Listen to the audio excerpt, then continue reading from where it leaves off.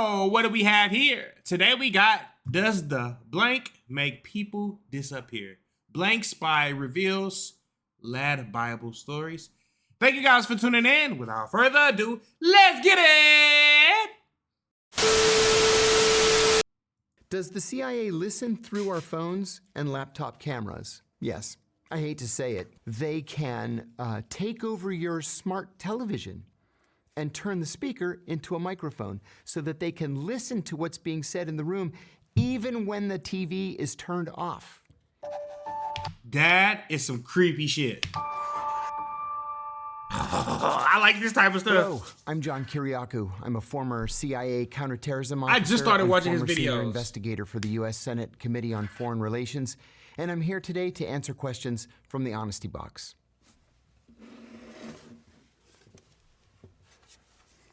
The first one is, what did the CIA actually do? There Does anybody actually really know that though? What do they do? are Chat. several answers to that question. What the CIA is supposed to do, what it is legally tasked with doing, is very simply to recruit spies, to steal secrets, and then to analyze those secrets to give the president and other senior policymakers the best information with which they can make policy. Now, in real life, it's not that simple. The CIA does whatever the president tells it to do. That could be to overthrow foreign governments. It could be to implement covert action programs, to influence the foreign media, to even kill people. It just depends on who the president is and what policy he wants to implement. What skills make a good agent?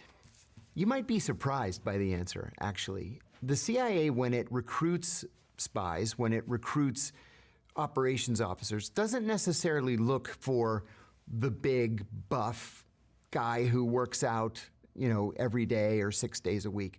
They look for people who have sociopathic tendencies, not sociopaths. Sociopaths are impossible to control because they have no conscience. They blow right through a polygraph exam, but they won't take orders. People who have sociopathic tendencies do react to a polygraph. They do experience regret or remorse. They will respond to directives and orders.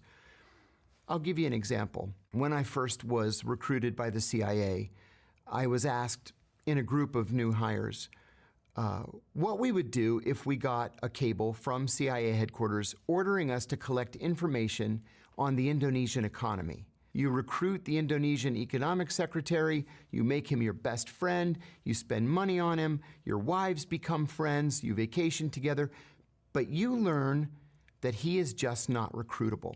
So what do? Well, one of my colleagues said, you double down, work the case another 6 months, and hope for the best.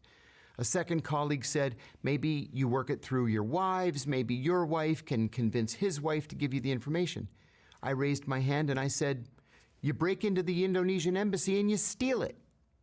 And the instructor said, that's exactly what you do. That's a sociopathic tendency. What's the coolest piece of spy tech you ever got to use? There's kind of a dirty little secret about spy tech, and it is that 95% of it is purchased from Amazon.com. What the fuck? Really? Yo, that's crazy. Seriously. Because it is cheaper. Amazon is doing shit like that? And it is quicker just to go online and buy it and then use it operationally than it is to invent it from scratch. The coolest piece of spy tech that I ever used was, it was a leather briefcase. I just went into the local marketplace in Pakistan and bought it. I think it cost the equivalent of like $10. And over the course of 3 days, one of our technical officers pulled the threads out of it, installed a wire all the way around the briefcase, which could act as a listening device, and then packed the area around the wire with these little teeny tiny batteries that I had never seen before. And then he sewed the whole thing closed again. So I walked into a meeting with my little briefcase. The bad guy took the briefcase from me, opened it up, looked through it. It didn't have anything in it because it was all sewn into the lining. And we sat there and had had the meeting while my colleagues half a mile away were able to listen to the entire thing. It was very cool. Does the CIA listen through our phones and laptop cameras? Oh, hell yes. I hate to say it. There was a dramatic... I don't feel like this is, this is just bragging at this point. This is not even whistleblowing because, bro. leak in We already know this. 2017 that the CIA came to call the Vault 7 disclosures. Gigabytes worth of documents leaked by a CIA technology engineer. What he told us was that the CIA can intercept anything from anyone, number one. Number two, they can remotely take control of your car through the car's embedded computer. To do what? To make you drive off a bridge, into a tree, to make you kill yourself, and make it look like an accident. Yo, this is wild. Because how many times have you heard somebody going out like this, bro? That's crazy. They can take over your smart television and turn the speaker into a microphone so that they can listen to what's being said in the room even when the TV is turned off. God knows what else that they can do that hasn't been leaked. Are hitmen real? Yes. At the National Security Council, there is a committee that meets every Tuesday morning at 9 o'clock to draw up something called the kill list. They sit around a table and they make a list of all the people that they want to kill that week. And then they take it back to the CIA, which has a dedicated unit. I won't tell you the name, but it has a dedicated unit that takes receipt of the list. They say, okay, number one. They drive to the airport, they get on the plane, they go out to that country, they kill the person, they come back, and then they go to number two on the list. That happens every single week. Now, we can have a conversation about whether that's right or whether it's wrong. It's certainly immoral. It's illegal, but it's been tasked by the president. At the same time, they will tell you there hasn't been another 9/11, has there? Maybe it's because we're out there killing people. What kind of people would be on that list? Oh, damn. He just said that with no remorse. What do you mean? Oh, the most dangerous terrorists in the world. Or at least people that the CIA deems to be the most dangerous terrorists in the world. How does the CIA recruit spies in foreign countries? That cuts right to the very heart of what the CIA is. The CIA trains its officers in something called the asset acquisition cycle. It has 4 steps: spot, assess, develop, recruit. So let's say you're a brand new CIA officer overseas. You get out there and mingle and go to diplomatic cocktail parties or go anywhere where there might be a viable target for you. You spot the target, you go up, hi, how are you? I'm the new officer at the American Embassy. I'm covering political affairs or economic affairs or trade or whatever it is you're doing. You exchange business cards. That's spotting. Assessing is I say, so what do you do for a living? If you tell me that you do something that I'm operationally interested in, that's my assessment of you. Then I develop you. That's actually the fun part. That is us going to lunch and going to dinner, and I spend money on you because I have literally an unlimited budget to do so. And maybe we go on vacation together, and our wives are friends, and you mention offhandedly that you like to go fishing, let's say, so I charter a boat for $4,000 and I take you deep sea fishing because you could never afford to do it on your own. And then we become best friends. And because we're best friends, I say to you, hey, would you do me a favor? I'm sorry to ask, but the Russians have this new tank, and I know that you guys have access to the plans, and I would really appreciate it if you could just make me a copy of those plans. I know that sounds kind of funny, but it would help me a lot. So, hey, thanks, I appreciate it. I'll pick them up tonight. And then maybe I start giving you a little bit of money. And then finally, when it comes to the recruitment, I say, I haven't been totally honest with you. I'm actually a CIA officer, undercover. Are you okay with that? You're a great guy, and you're my best friend, and how about if I give you $5,000 a month, and you just answer my questions, right? That's cool, right? And you undoubtedly will say yes, and the rest is history. Ooh. Gotta be a good That was tough, bro. Like the way bro was just so smooth with it and brought it in. It's just like, damn, like that is wild. Like the way he just did it with a calm face, that is scary. You never want to fear the person that's loud and obnoxious and making all the wrong moves. You want to fear people that are smart and calculated like this guy. Just do that. Pull that off. Yeah. And a sociopath. Do you ever fear for your life? Not now, but over the course of my career, I did several times. And I'll give you one example. There were 2 active assassination attempts against me. In one, I just got lucky. And unfortunately, my next door neighbor was killed instead. He was the British defense attaché in Athens, Brigadier General Stephen Saunders. I think about it every single day. In another, an enemy country sent one of its officers and a double agent to kill me, but we had advance warning that it was going to happen, and we were able to neutralize the threat, as they say in the movies. But there was another experience that I had that troubled me deeply. I was serving in Pakistan at the time, and I was staying in a small guest house because it was... Bro, his demeanor is so calm.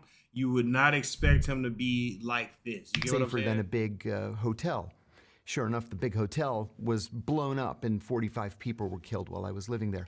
But I would hate to see the other side of this guy. Like, I left my guest house at a different time, like I did every day, and took a different route, like I did every day, to go to work. And I noticed that a man on a motorcycle wearing a red helmet was trying very hard to stay in my blind spot. I worked 12, 14 hours, whatever it was that day, and I left, and it was dark, and sure enough, there he was again. There's a definition of surveillance. It's multiple sightings at time and distance. So I've seen him multiple times at different times of the day and at different places. I'm definitely under surveillance. I got up at 5 o'clock in the morning, got in the car, drove a block, there he was again. So when I got to the office, I said to the security officer, I am under surveillance. I'm 100% sure that I'm under surveillance. He said, well, let's wait until the chief comes in. When the chief finally came in, I told him the story, and he said, well, you know what you have to do. I said, I know. I'm gonna kill him if I see him this afternoon. I was worried about it all day, and all my coworkers came up to me that day to slap me on the back and say, don't worry, we're all gonna be out there, we're gonna have a whole security team. I said, I know, but I never killed anybody before, and I'm so worried that he's gonna kill me before I get a clear shot at him. That afternoon, I had a meeting at a safe house that we shared with the local service. Could you guys handle somebody coming after you? You know what I'm saying? Because your job for a living is to do what he just said, right? Get secrets, whoop-de-whoop, all that. Spy on people, get assets, all that, right? Kill people. But if you actively caught somebody doing that to you, how would you guys react to it? This was sending shivers down my spine. Like, what, bro? Oh my God. Like that would be fucking crazy. And on my way out at the end of the meeting, and I don't know why I did this, but I turned around and I said, General, are you following me? And he said, no, why? And I said, because I'm under surveillance, and if I see this guy again, I'm gonna kill him. And I never saw him again. I learned later that several of their officers were sitting around and saying, you know, that new American guy, he's such a nice guy. Nobody's that nice. I wonder if he's being nice just to try to make us drop our guard.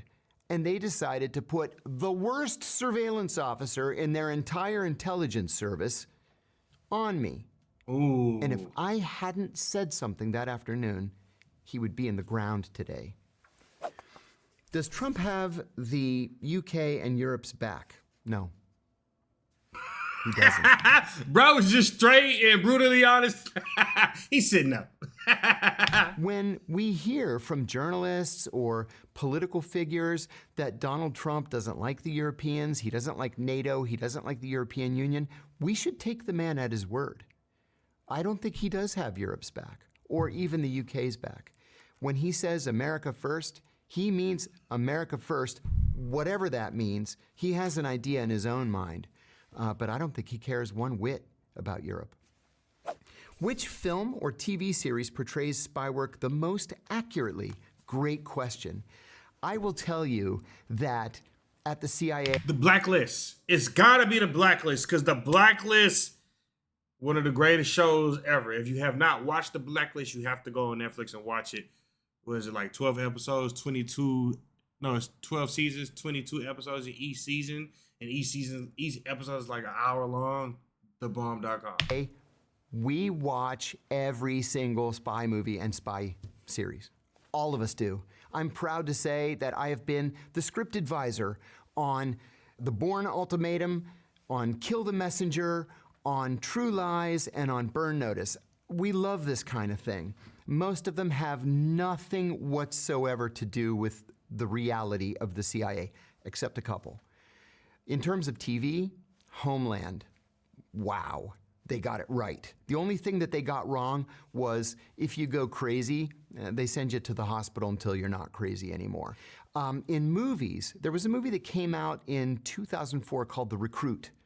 The first half of the movie, where the lead character is going through training, 100% accurate, except for one minor difference. They didn't beat us in training.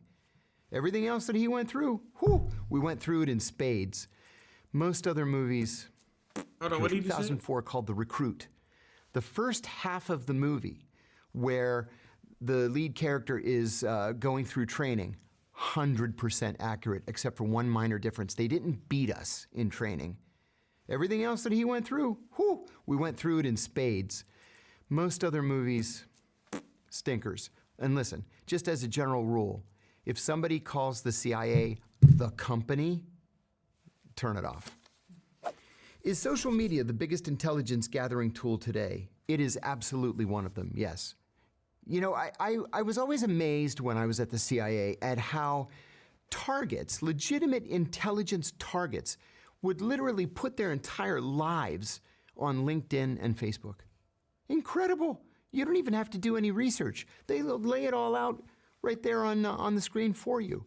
So the answer is yes. If you value your privacy, if you don't want to pop up on the radar, you have to stay away from social media.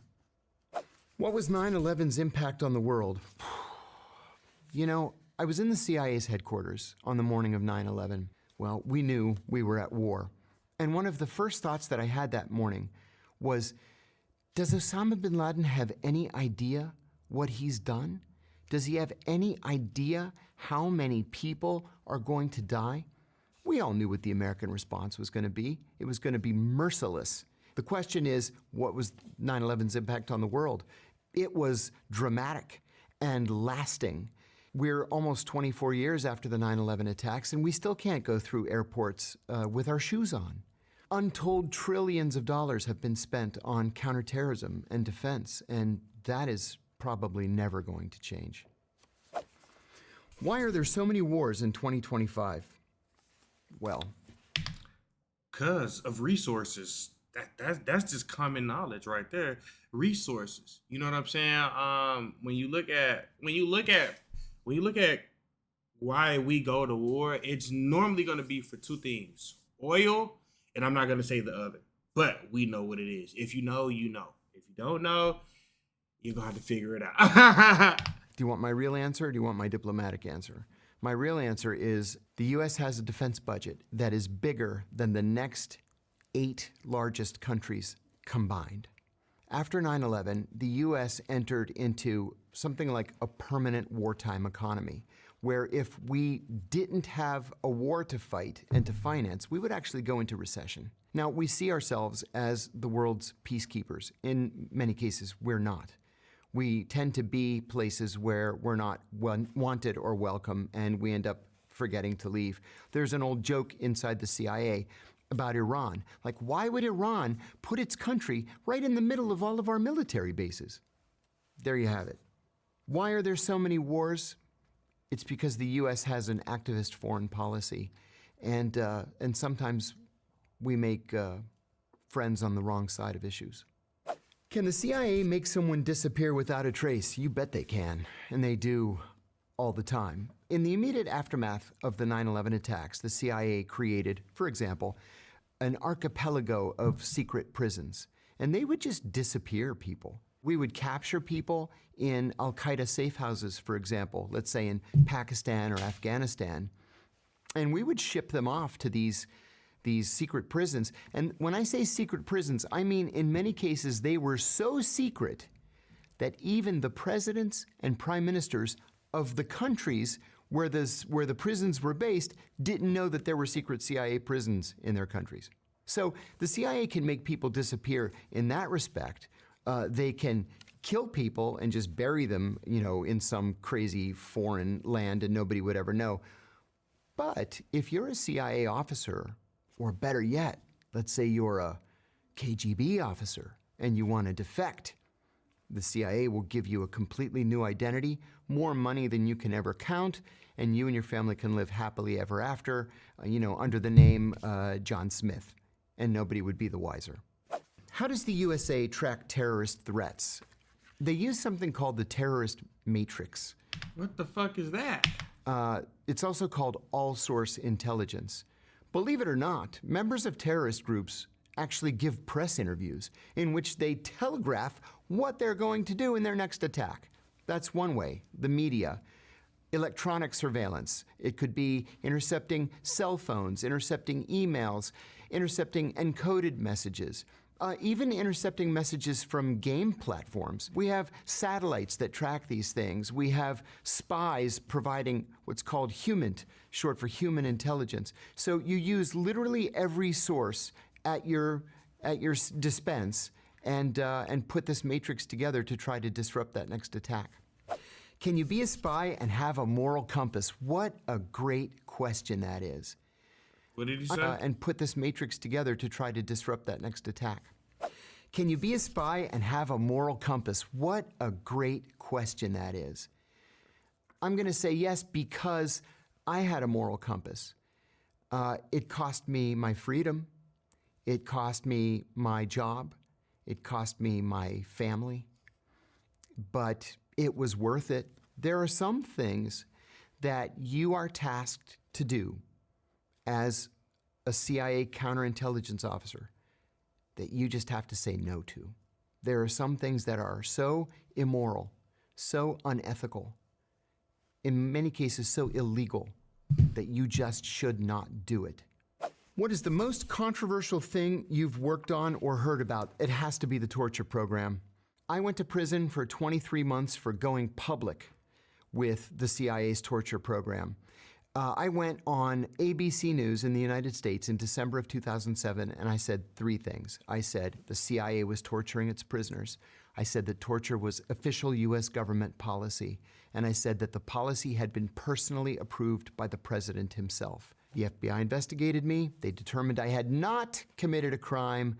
Then Barack Obama became president. They secretly reopened the case against me. I was indicted and charged with 5 felonies, including 3 counts of espionage for giving this interview. Remember, espionage can be a death penalty charge. I had 3 of them. Well, I hadn't committed espionage, and finally they dropped those charges. But I ended up taking a plea to a lesser charge just to make this thing go away. I had 5 kids at home. I had gone bankrupt from the legal expenses, and I was facing 45 years in prison. They offered me 23 months, and I took the deal. But I would do it again today if I had to, because somebody had to stand up and say that this was wrong. Shouldn't torture be legal if we are protecting American lives? Absolutely not. Not under any circumstances. Torture doesn't work. Torture is illegal internationally. It is immoral. And you end up making a recruitment video, essentially, for your greatest enemies. For example, when it became apparent that the U.S. was torturing military prisoners at Abu Ghraib prison in Iraq, and video was leaked showing those prisoners in orange jumpsuits, ISIS bought orange jumpsuits and made its kidnapping victims, who were mostly aid workers and American journalists, wear orange jumpsuits and then beheaded them on camera. They did that only because the U.S. was torturing its prisoners. So torture does not work. Torture is illegal, it is immoral, it is unethical, and no one should be in the business of doing it. What's the most dangerous country in the world right now? Also a good question. There are several. And I've been to all of them. I never got to go to the nice places. I went to 72 countries with the CIA, and almost all of them were just awful. Some of the most dangerous places in the world are Yemen, Somalia, Gaza, Afghanistan, parts of Pakistan. You have to sleep with one eye open. You just never know how bad things are going to get. And I'll give you an example. I went to Yemen 5 times, and every time I went, it was worse than the previous time. Damn. The 5th and final time that I went, we were only allowed to stay at one hotel. The hotel had a 30-foot-high wall around it to protect it from bomb blasts. You couldn't stay in any of the other hotels by then. Well, the day after I arrived, a group of South Korean diplomats arrived. And on the drive from the airport to the hotel, they were ambushed, and they were all killed, 6 of them. A couple of days later, a group of South Korean intelligence officers arrived to investigate the murder of the 6 diplomats. And they were ambushed, and they were murdered. And so the South Koreans just closed their embassy and went home. That's a pretty dangerous country. What do you make of U.S. foreign policy right now? A complete and utter disaster. I've never seen an administration that works so hard to offend and alienate our friends. Threatening to invade Canada? That's an act of war. Canada is not just a NATO country, but it's a Five Eyes country. Five Eyes being the US, the UK, Canada, Australia, and New Zealand, the closest alliance in the entire world. And what, we're gonna send an army to Canada and overthrow them? It doesn't make any sense. Even if you're joking, why would you even joke like that out loud? We don't coordinate with our European allies. We're threatening to invade Panama, to take the Panama Canal. We're threatening to invade and annex Greenland. It's craziness. So I'm not a big supporter of U.S. foreign policy right now. Does China actually pose a real risk to the West? I think no. And I'll tell you why. China simply does not have a history of expansionism. If you put aside Tibet, which the Chinese have always claimed to be a part of China, the Chinese have never invaded another country. They had a little border skirmish with the Vietnamese in the 1970s. They had a little border skirmish against India in the 1960s. But they don't invade countries, and they have only one military base outside of China. It's in Djibouti, and believe it or not, they share it with the United States. It's the US that sees China as the big threat, and Australia and the Philippines kind of see China as a threat. But the Chinese are perplexed as to why we so distrust them. Is there a threat from China to Taiwan? Of course there is. Taiwan is also seen by the Chinese as being a legitimate part of China, but there's no indication that the Chinese are preparing any offensive measures against Taiwan. I just don't see what the big threat is. Is the CIA or MI6 more elite? MI6 is an absolutely top-tier, first-rate service, but it's like comparing apples and oranges.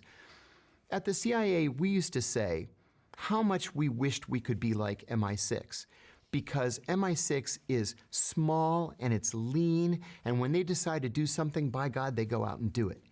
At the CIA, when we decide to do something, we have 6 layers of bureaucracy that we have to go through to finally get permission.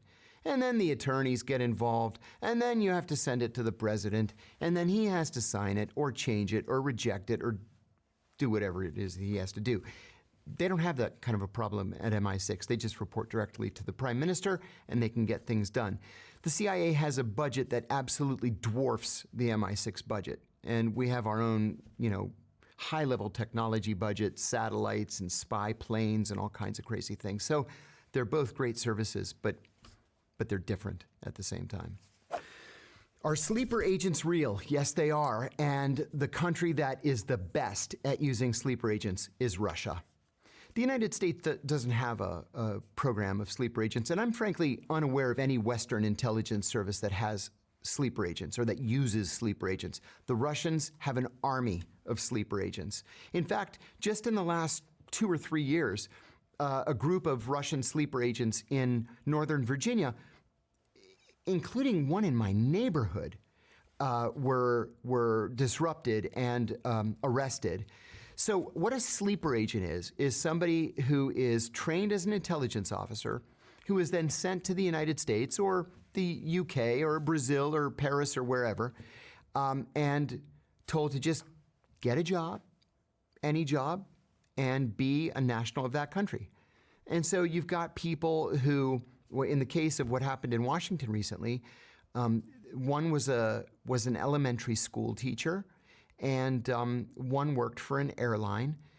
Everybody thought they were Americans, and in fact, they're collecting classified information, mostly from U.S. defense contractors, and secretly transmitting it back to Russian intelligence in the evenings. They were disrupted and expelled from the United States.